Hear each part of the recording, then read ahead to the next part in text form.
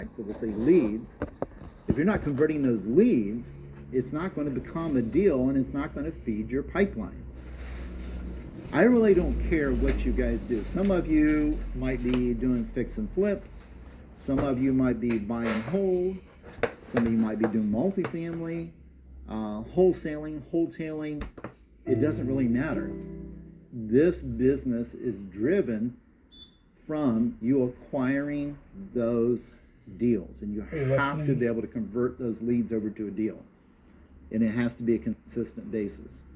In fact, what's interesting is a lot of my coaching students I work with, one of the things that I see over and over again is people have problems with consistencies, okay? Not being consistent in certain areas. And usually one of the biggest areas I see them not being consistent with is putting more deals into the pipeline. I want you guys to think about this. A lot of you think about your business, okay? Typically what I see is a lot of investors, what they're doing is they're riding the roller coaster. So it's up and it's down. It's up and it's down. And what happens is, one, you take your eye off the ball. So what happens is a lot of times you're focused on lead gen, and then you're doing some acquisitions, and then you get involved in managing rehab, and you're pulling yourself away from all this stuff.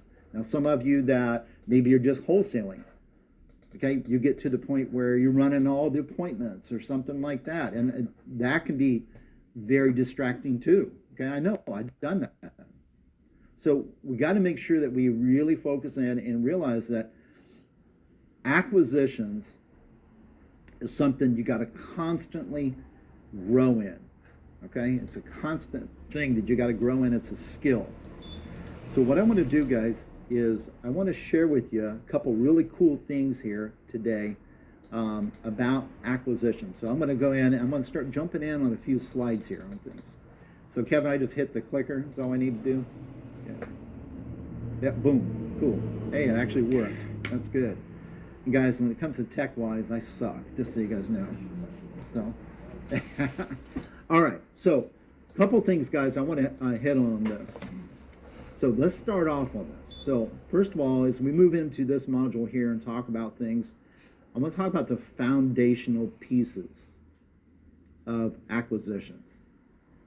All right, and this, you look at this and you say, well, this looks so simple, Jerry. Well, it looks so simple, but the problem is most people don't pay attention to it, and that's their problem, okay? They don't listen.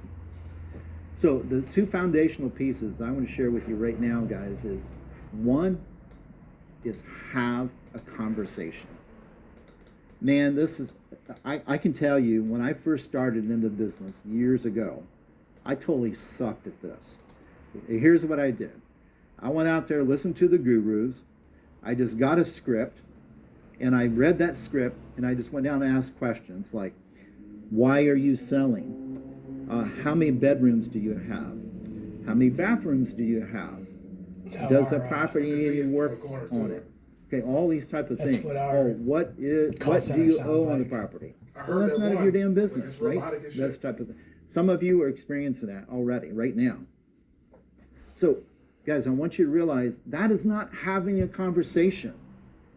That's the big problem with a lot of you. You're too scripted. So be very careful of that. So think about this. So first of all, I start off with just having a conversation. That's number one on the foundational pieces. Number two is we have to follow a sales process.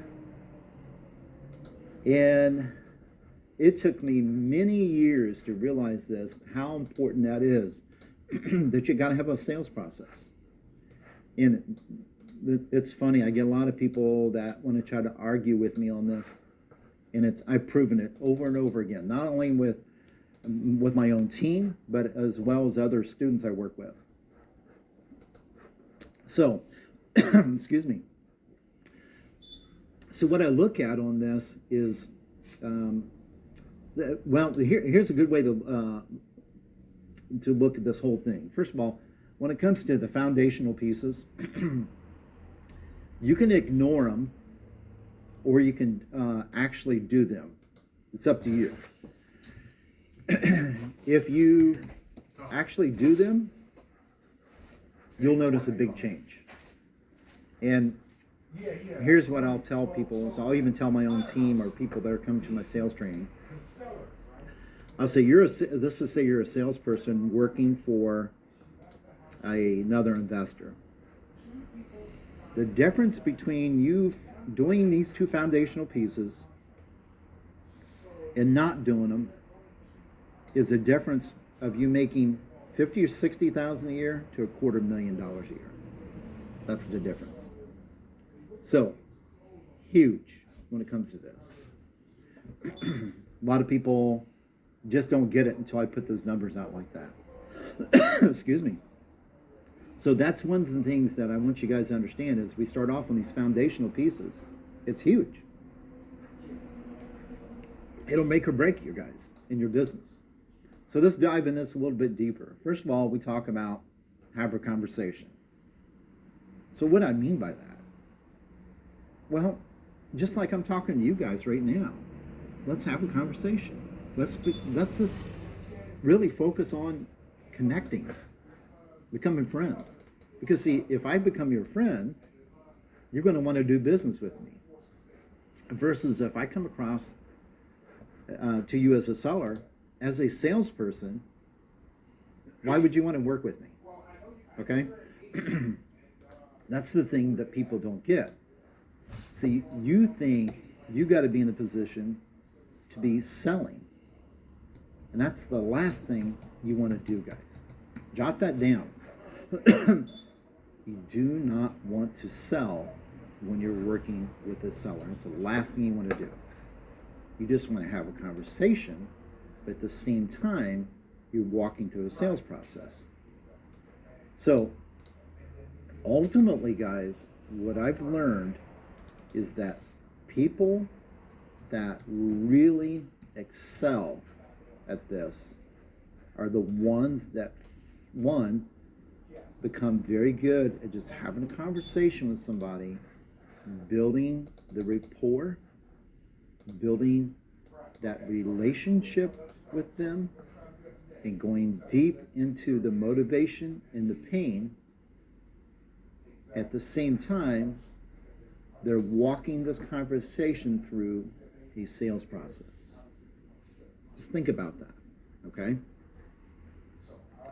That is one of the most important things you can do. In fact, the people that I see do the best and make the most money, either as an investor or if you're working for an investor as a acquisitions rep, is the people that focus on having the conversation, but then they take in a sales process and they let that sales process become subconscious. So they don't even have to think about it anymore. Okay. Think about this. I mean, if I'm typing here on the computer, okay, now, anybody knows my typing skills, I pretty well suck at that. I'm pretty well just peck. There's a lot of people out there who can sit there and just type like crazy. When you do that, typically you don't have to look at the keyboard. Why is that? Yes, get your money back. Exactly. Okay? Because you've done it a lot. Okay. And also what happens is there's an emotion layered in with that too, and that emotion is confidence. And that's how you start to become really, really good at this. So it's the same thing applies, guys, to the sales process. The more that you work a sales process, the more you'll become confident at this. And now, think about it. If you can get to the point where that really goes subconscious, you can turn around, have a conversation with somebody. They have no idea that you're walking them through a sales process at the same time that you're having a conversation. When you do that, you'll start to see your results go through the roof when it comes to conversions. So that is so important here, and that's why I'm hitting on this so hard, is I just find that so many people want to skip over this. And so you got to be very, very careful, guys, when you're working the acquisition side, that you don't jump over this. It's the foundational pieces. In fact, let me just share you something that's really amazing here, okay? This is based upon real data. Individuals or teams that spend majority of their time having a conversation with somebody. So from the beginning of the call, walking them through, building that relationship, and diving deep into the pain and the motivational things. People that spend more time in that, okay, and this is an average on things. The teams that do this, that spend an average of 30 minutes just on the deep pain and motivation, providing that it's a good a candidate to take and go deep on things. Okay, a lot of people don't do that. A lot of people will try to go deep with talking to somebody when they have no reason, no motivation whatsoever to sell. But if it's somebody that really has some motivation, and you connect with them and go deep on that, the highest performing teams in the real estate investment space, the ones that make the most money, spend an average of 30 minutes on motivation alone. Fact. Okay, that's huge. So it's interesting when you a lot of people, what they want to do is they want to get off the phone very quickly. But if it's a good lead and you know it's a good potential candidate, you have to dive deep into things, guys. Okay? You mentioned going deep with a qualified prospect. Hey, so how are you? I assume there's a qualification process up front, and then that acquisition manager is the one going deep. Is that right? Yeah, a great question, Josh. Is there a qualification process up front? Absolutely. In fact, I'll touch a little bit more on some of the things, what it looks like on the sales process versus not having a sales process. But really, when it comes down to this, is here's what I look at it, guys, and this is something I do with my team as well as my students, is that I set it up where typically within the first 5 to 7 minutes of a phone call, you can find out if somebody is worth taking to the next step of going deep into the conversation or not. If not, you politely exit that phone call. The problem is so many people, what they do is they get on a phone call and they just keep going on and on and on, and there's no motivation there. So you got to find out really if there's some type of motivation right from the beginning. That's what will determine if you're going to take it deeper or not. Does that make sense? So, all right, cool. All right, guys. So those are two things that are a must. You got to have those in place. And guys, just so you know too, as we go through here today, if you guys have questions, I'm very easy going. Just holler, type that in and let me know if you have any questions. And I'll have Kevin in the back help me out, and we'll make sure we get those answered for you guys. Okay? Cool. All right. So, foundational pieces. Let's go to the next module here on things.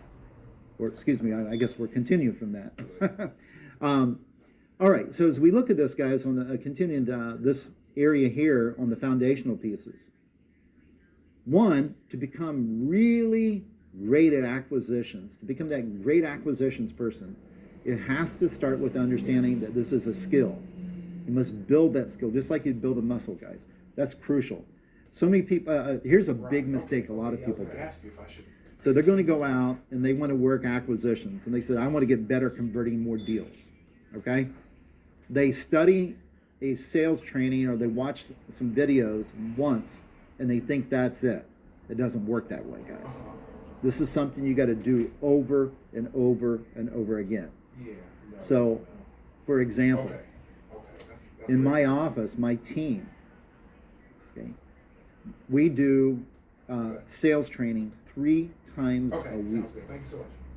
So it's not going in and watching videos one time. It's sales training 3 times a week for my acquisition reps.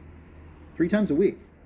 And 2 of those times are done with actually what we call call review. So we're actually listening to recorded calls and we're analyzing those all together as a team. And then once we analyze those calls together and the sales reps and everything are on the call, then we basically see how they're flowing compared to the sales process. Are they jumping off of it? Are they going down and creating rabbit holes that they shouldn't get into? Are they saying words that they shouldn't say? Okay? So this is extremely important. All right, so next bullet point, guys, is your mindset. Okay, proper mindset will help you really to influence your ability to convert more deals. Boy, this is so important. So I want you to think about this, okay? This is something most people don't think about. I'll bet you there's a lot of you that are having some type of lead manager filter all your leads coming in. Or maybe an answering service. Or somebody, you know, VA or somebody like that that's handling those leads, that lead intake that I talked about on the chart up there a little bit ago. So somebody's probably handling that for, or you could be doing it yourself. But a lot of times what you're doing, you're having somebody help you on that. Well, what I found was a lot of people that do that, what they do is they have a lead manager or VA or somebody like that ask certain questions. And a lot of times they ask too many questions. And one of the questions that I find is a major problem for a lot of people is you have somebody other than yourself or a salesperson ask the seller what they're asking for the property.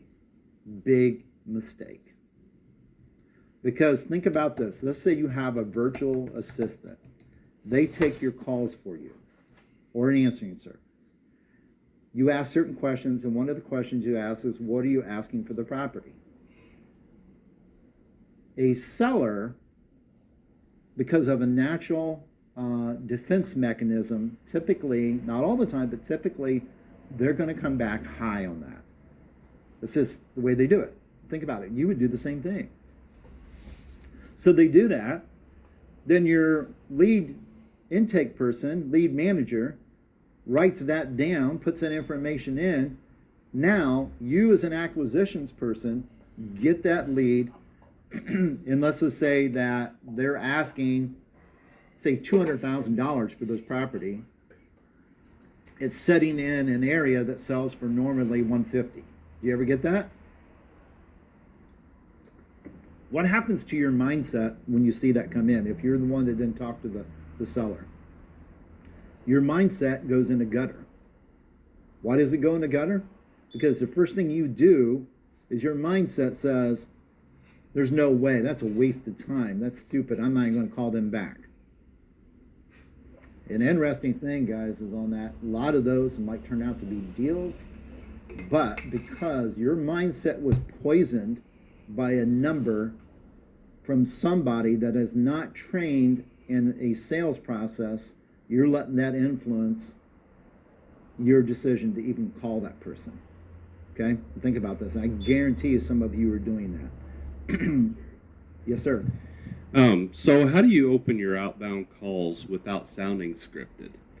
How do you open your outbound calls without sounding scripted? Well, one of the first things you want to really look at was when you're opening up on that side of things, you just want to really just, here's why I look at it. You always want to kind of go in with basically setting, what I like to say, setting the focus, okay? So setting the focus really comes down to three things. So let's just say that I'm talking to Josh here, and Josh is a seller. I'm going to say, hey, Josh, hey, just wanted to follow back up with you. It sounds like you got one of our postcards in the mail. Yeah, Josh, look, I just wanted to check with you if you have, 10 minutes here to be able to talk today. If you have 10 minutes, I'd love to talk to you a little bit about what's going on with the property, and tell me a little bit more to what's happening, why you want to possibly sell. And then everything sounds good. I'd love to get the process started today. So what I'm doing is setting that focus, guys. I'm doing three things. Jot this down. Number one, I'm getting permission to spend 10 minutes with them. See, if you don't get permission, then you're like any other annoying salesperson out there. Do you guys get that? Think about this. Imagine the old Kirby vacuum cleaner salesperson coming to your door, knock on the door, wanting to know if they can come into your house. Most of the time you're going to tell them to go jump in a lake, right? So you're getting permission. If they say yes, great. Next thing you're doing is you're going over what type of agenda you're going to cover. What are you going to talk about? I'm just going to talk about the property a little bit and tell me a little bit about what's going on. Okay? So I'm doing that. And then thirdly, I'm setting out some type of outcome for this call. Because most people, when you go into a conversation on a phone call like that, they want to know what this is all about. And you do that by opening it up properly. You guys, by doing that, guys, what you'll find is your resistance will drop tremendously because somebody's giving you permission and you already told them the time frame. Okay, does that make sense? All right, cool. All right, so guys, like I said, the mindset is a huge component. In fact, to me, that is one of the most important things on this slide right here is that mindset. I see that destroy so many people in acquisitions. Because what happens a lot of times, guys, you're banging out calls, okay? So like my sales reps, they're banging out calls, like boom, and then next thing you know, they're on another call. You know, for one, if you have information coming in from an outside source that is influencing your mindset, you're going to go into that call negatively. If you go into that call negatively, do you think the seller's going to pick up on that? Absolutely. See, that's what you guys got to understand here, guys, is this is not a matter of just going out there and throwing spaghetti on the wall. That's how amateurs do this. Okay, and that's how, when I first started, that's what I did. And I realized that there was a lot more to this. There's actually a process to this that will make a big impact on the conversions. So I realized that a big portion of it is a mindset. So make sure your mindset is proper, not only from outside influences like pricing and stuff like that.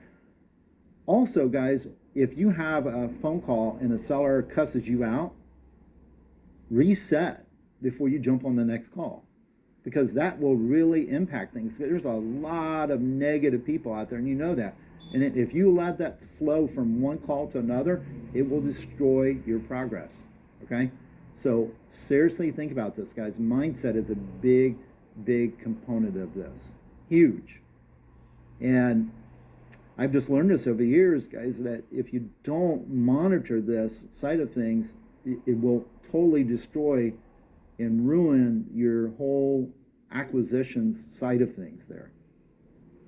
I've watched, you know, all the years I've been doing it, I've watched some of my own team members be destroyed because of that.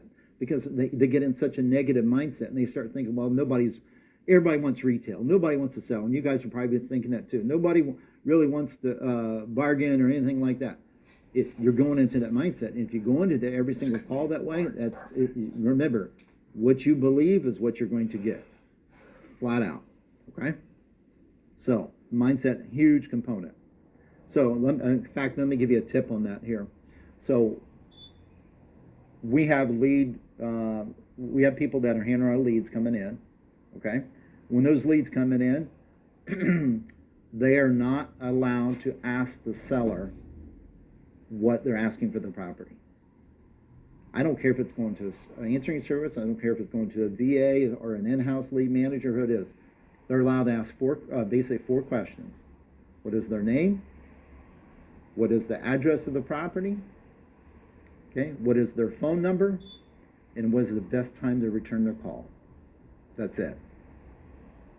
And you see so many people go out there and they have these answering services do this big intake script. Guarantee you it's costing you money. In fact, what's interesting on that is I had some of my coaching students I work with, and out of Chicago actually, and they had the lead managers handling all their leads coming in, and we done a deep dive into their numbers. Now get this: if this doesn't tell you how much this can destroy things, nothing will. We done a deep dive into their numbers. We realized that the conversions of those leads coming from lead managers was way down, and we checked it with conversions versus like a sales rep answering live. Based upon the numbers, we reverse engineered that.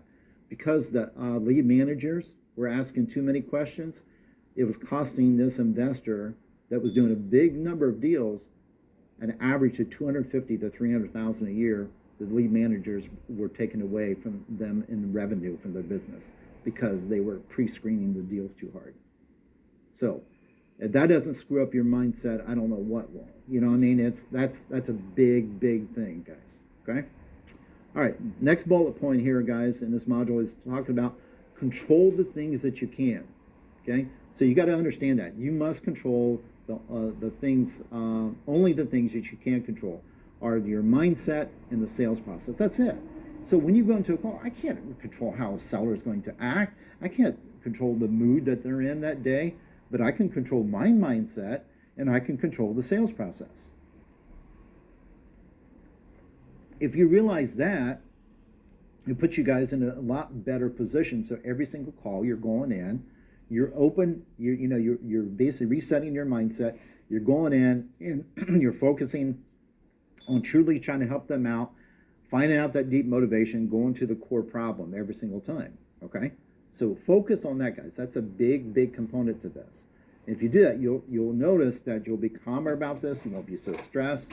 And this is a lot of stuff I'm sharing with you guys right now that most people don't talk about. Okay, the next bullet point that we got is emotional intelligence. Okay, you must be able to connect on a deep level and manage your emotions and the seller's emotions. Okay, that's manage. So what you got to look at doing, guys, is you have to understand, and what I recommend that you do is study more on the emotional intelligence side of things. There's a lot of great things out there. There's a lot of good books about this. Study this more, because understanding how people react to things and what their true emotional intelligence is going to make a big difference overall in how you communicate with that client. Let's just say that you got, if you're working with someone that is very analytical on things, when you're talking to them, obviously that is an emotional intelligence side on your end that you got to realize you got to adjust things a little bit. Sometimes you got to be that chameleon, okay, and be able to adjust to the clientele that you're working with. That'll make a big impact in your ability to take them all the way down the road. You just got to look at that. You might have somebody that's what we call like an accommodator, okay? They're very easygoing, oh yeah, they're agreeing to everything on things. Okay, you get people that talk like that. If you're doing that, you approach it a little bit differently. So these are the type of things I really want you guys to look at, because these are the things that will really move the needle in your ability to communicate with the seller. Because remember, guys, it's all about building that relationship. Notice here, I've spent just the first part of our training here all about these foundational pieces, because if you don't get this, nothing else matters. I've seen this over and over again. So many people go out there and they just throw offers out there. That's not how you're going to have success. Okay, what we're doing is we're focusing in on these foundational pieces first, and I constantly hammer this in training with my own team as well as my students. Once we do that, guys, then we can take it to the next step of things.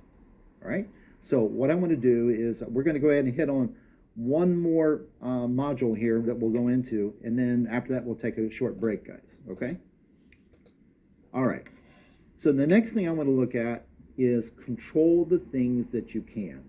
Okay, so let's talk about this a little bit more. Control the questions and the statements that you're saying to the seller. Okay? And as I mentioned, that this is what you can control. The questions you'll ask the seller. Okay, are they questions that are going to move you in the right direction? Are they statements that are going to help press you towards getting the true reason that they're wanting to sell?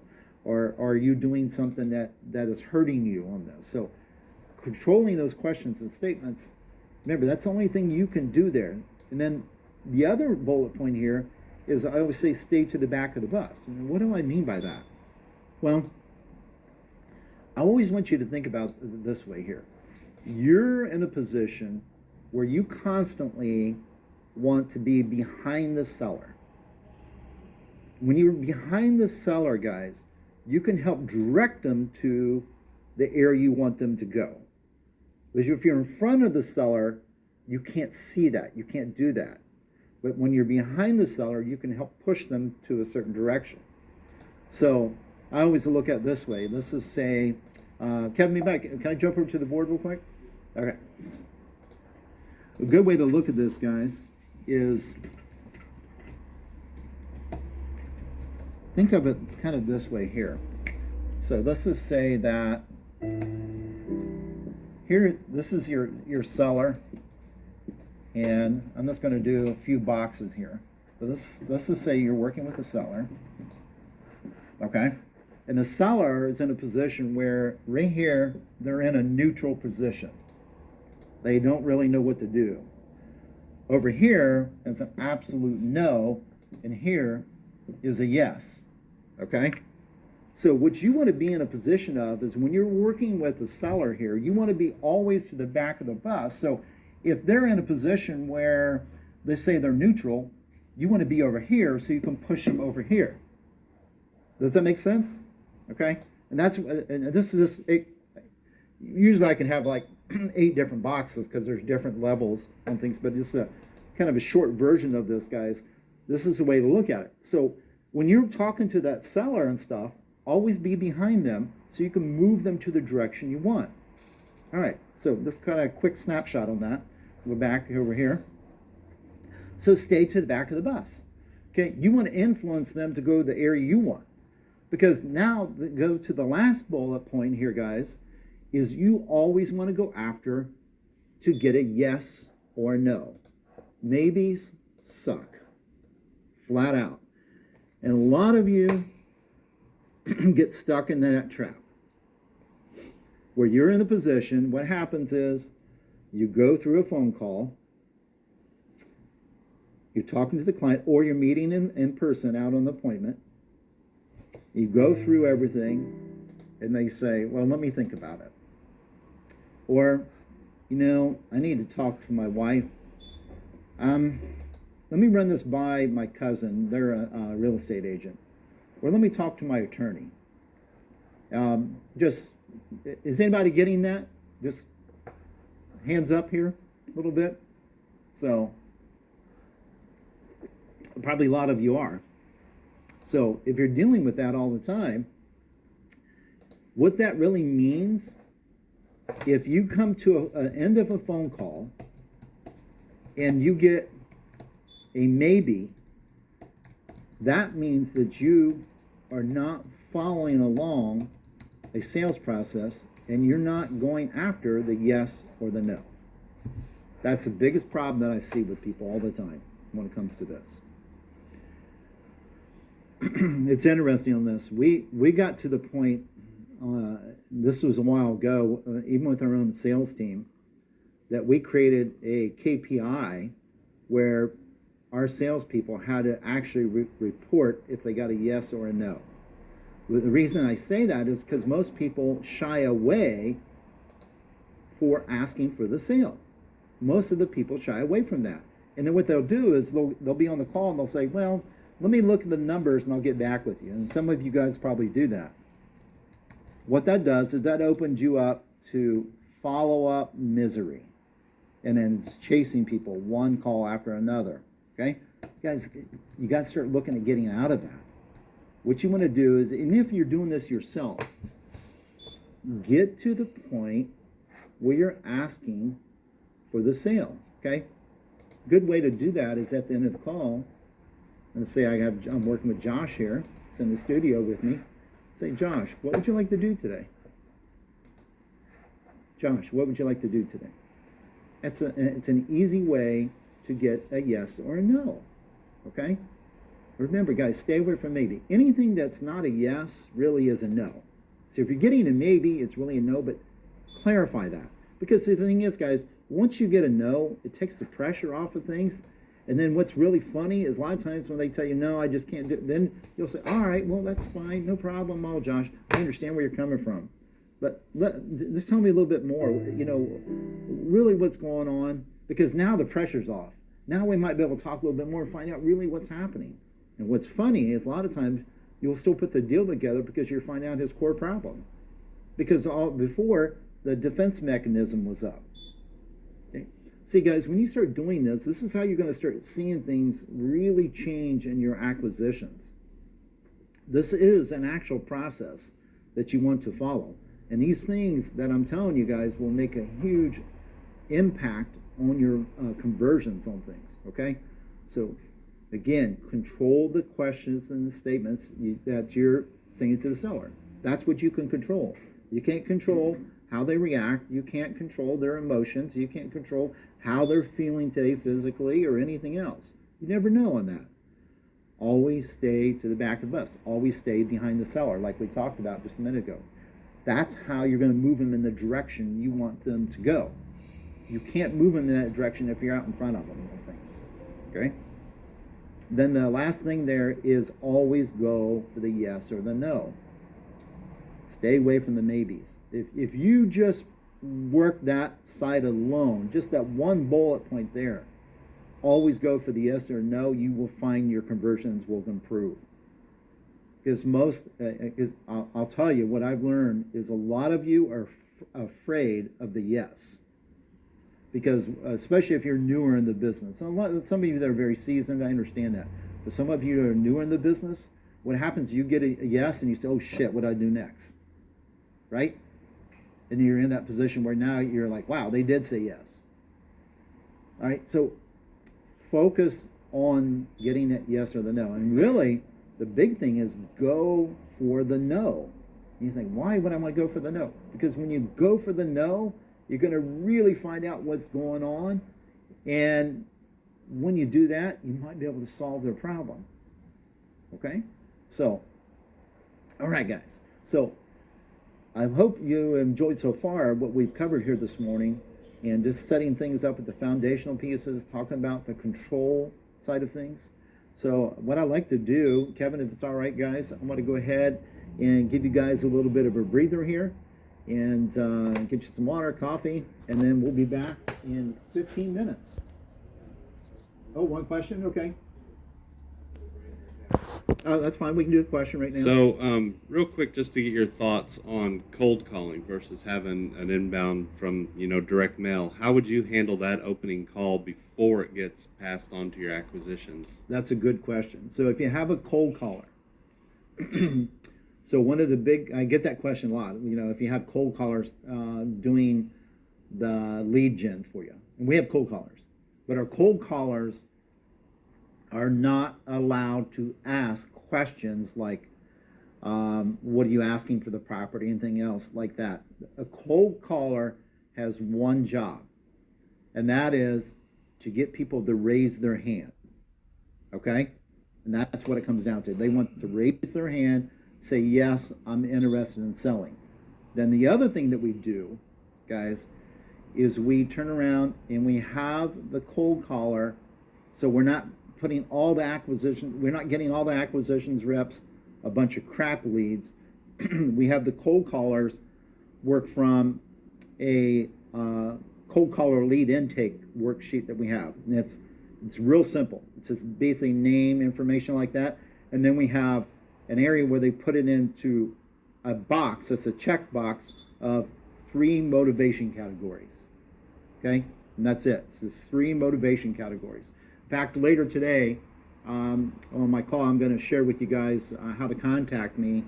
And what I'll do is that'll be something I can give out to everybody. Okay? And but it's basically an area where there's 3 boxes you can check. And and these boxes comes down to this.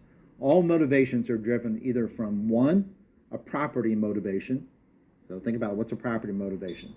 The house looks like crap. It's tore up. Things like that. Or secondly, a personal motivation. Okay, personal motivation could be divorce, could be sickness, death, whatever it is. Thirdly, a financial motivation. But all motivations are driven from those 3 cores. Okay, and if you do that, and that's what all we do is have our cold callers basically take base information and check one of those, and if it does, then it's sent off to our acquisitions team. Yeah, and one thing, this is Josh with REI Black Book team. One thing that I'll add to that, with REI Black Book specifically, you can create, we just call them internal landing pages, and you put a form on there, and basically you have all of that information that Jerry's talking about on the form. You've got the check boxes, because as you guys know, if you've ever built web forms in REI Black Book, it's really easy to do. You can drag out a checkbox that'll have those 3 options on there, and then when you click one of those 3 options, it can tag them, or so the acquisition manager knows what the motivation is. And then by submitting that form, your acquisition team is notified that they have a new lead. You can trigger, any type of actions that you want, like text messages to go out to your acquisition team, emails to go out to your acquisition team, outbound notifications to the seller to say, hey, thank you. A member of our team will be following up shortly. All that can be done with just using an internal form. And you can give these forms to if you're using an outsourced cold calling floor, or even if you're using PatLive to answer inbound calls, you can give them those forms, and it just helps streamline data entry. Absolutely. Yeah, that's critical, Josh, on that. Just guys, don't overthink it. If you get too much information in the beginning, you're going to destroy leads. Okay? Remember, you have to ultimately, conversations with sellers should be somebody that is an acquisitions person that's been trained, not somebody outside of that. Okay? Somebody that's actually trained in the sales process. All right. We're going to take a 15-minute break, guys, and we'll be back. Thanks.